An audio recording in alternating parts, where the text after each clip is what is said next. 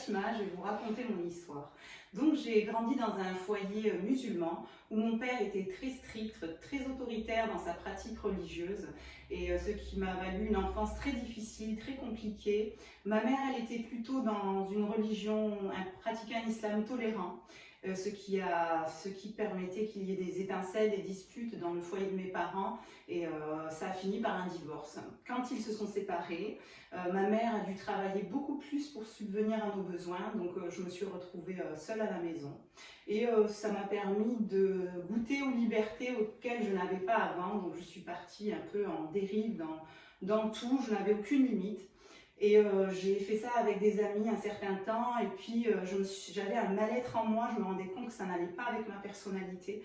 Donc j'ai arrêté tout ça et j'ai cherché Dieu. J'ai cherché Dieu parce que je savais qu'il existait, je le connaissais pour autoritaire et je savais que quand même il existait, il avait tout créé, donc je voulais me réfugier en lui, je pensais qu'il pouvait me rendre heureuse. Donc je me suis mis à pratiquer l'islam beaucoup plus assidûment. Et puis je me suis retrouvée qu'en fait, au lieu d'aller mieux, j'allais de plus en plus mal. Et puis j'ai commencé à me poser des questions existentielles, pourquoi je vis, pourquoi j'existe, est-ce que c'est ça la vie? Donc un matin, prière de l'aurore, je craque. Je craque, je tombe en larmes devant Dieu et je crie à lui en lui disant « Est-ce que ce que je fais te plaît? Est-ce que tu m'entends? Est-ce que ce que je pratique te convient ?»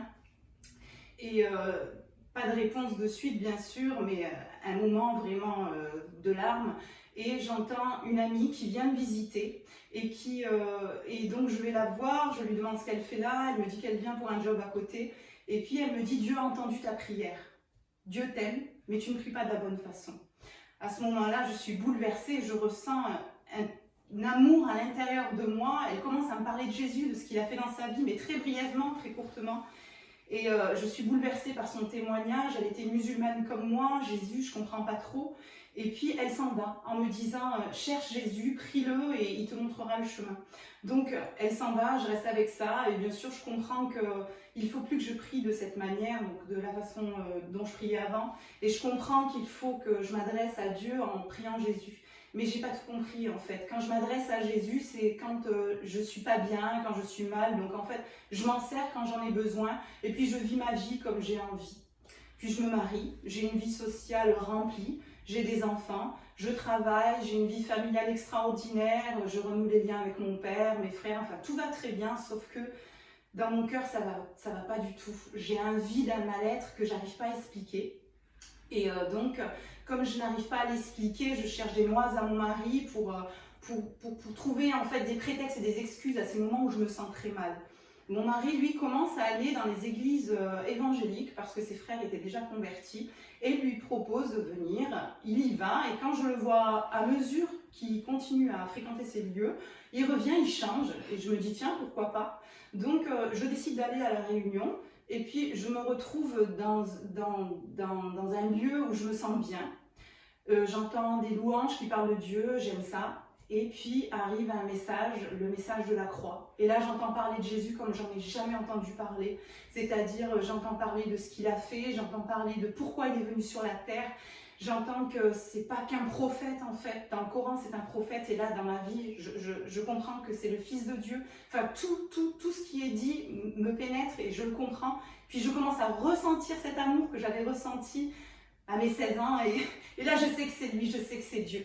Et là, je me dis, bon, comment je vais faire? Et là, j'ai ce besoin de lui demander pardon. Je me retrouve à lui demander pardon.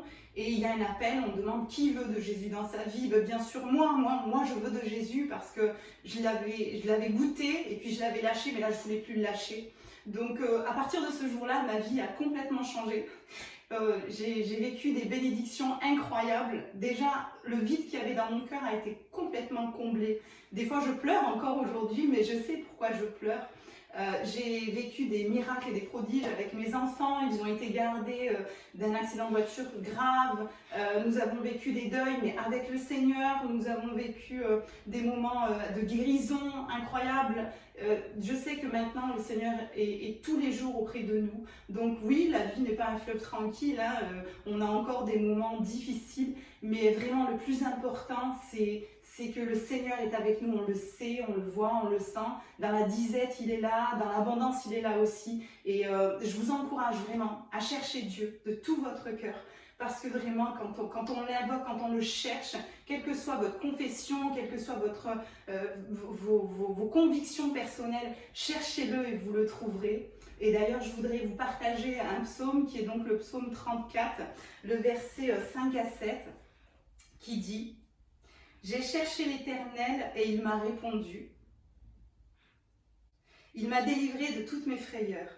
Quand on tourne vers lui les regards, on est rayonnant de joie. Et le visage ne se couvre pas de honte. Quand un malheureux crie, l'Éternel entend et le sauve de toutes ses détresses. » Voici mon histoire, voici ma story, que Dieu vous bénisse.